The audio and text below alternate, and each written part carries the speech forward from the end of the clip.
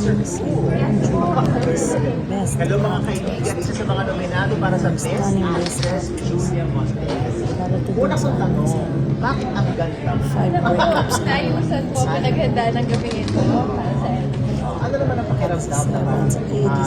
Pagbabalik ni Nicola mo, nabigyan kaagad ng pagpansin, lalo na ng Eddie sa Madali mo, Julia Montez. more than anything, hindi ko rin po in-expect. Kasi never po talaga ako nakikita na abot sa point na nominate, na-attend ka na ganito. Very happy. Masarap na bumalik sa industriya. Sa lahat-lahat po na naniniwala, gusto ko lang pong pasalamatan kung kanino po ako nagsimula. Kay Tita Lulu, kay Tito Jake. Ngayon lang po ako makakapagpasalamat sa inyo.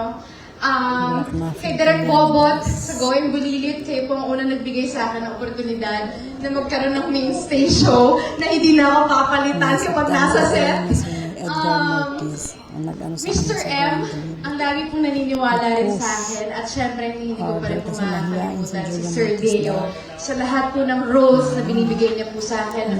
First adult roles na serious roles na binigay niya po, siya po ang unang naniniwala sa akin at syempre po sa aming boses sa ABS-CBN.